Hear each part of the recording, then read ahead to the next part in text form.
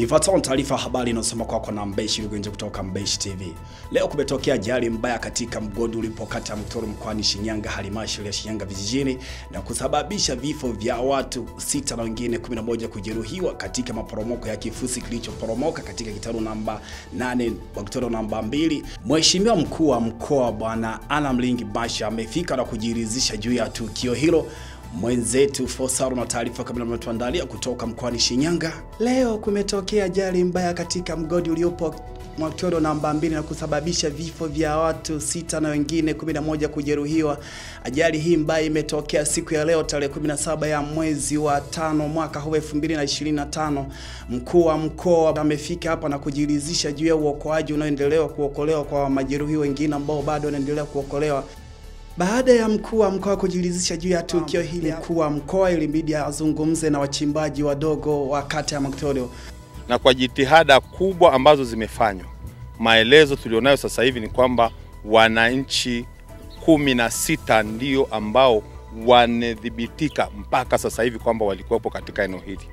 Kama ambavyo tumeelezwa, hawa wananchi walionusurika wako baadhi ambao wamekiri na wamesema kwamba wanasema idadi ya watu 17, wengine wanasema 18, wengine wanasema 15, 20, kwa sababu ni kweli kabisa hapakuwepo na uandishi au hawa wananchi hao walioingia huku hakukuwepo na utaratibu uliodhibitika kwamba wamefikaje huku. Then tunachokisema hapa, vyombo vilivyofanya shughuli hizi hapa zimeweza kugundua maiti 5 jana, watu waliofariki 5, na leo asubuhi amepatikana tena mtu mmoja. Wakawa watu waliofariki ni watu 6 na watu 11 walijeruhiwa. Kwa hiyo katika idadi ile iliyokuwa inasemwa watu 11 na watu 6 hawa wamepatikana, wale walikuwa nasema 17, 20 ni idadi ambayo inaakisi idadi iliyoonekana huko. Wale 11 wako katika hospitali na wale waliojeruhiwa sana wako hospitali ya Mwawaza. Lakini wale ambao mpaka jana walifariki 3 walikwisha kugundulika. Walikwisha kutambuliwa na ndugu zao na wameenda kufanya nini? Wamesha kuwachukua kwa ajili ya kuwahifadhi. Sisi kwa upande wetu tungependa kwanza ajali hii iliyotokea watu wakubali na waelewe kabisa kwamba idadi iliyokuwepo ni ya watu wachache.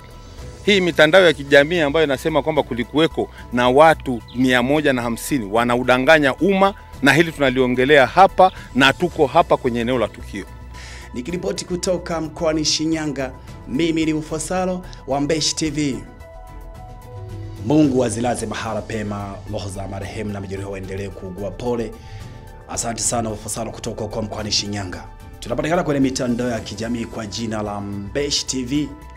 Bye bye.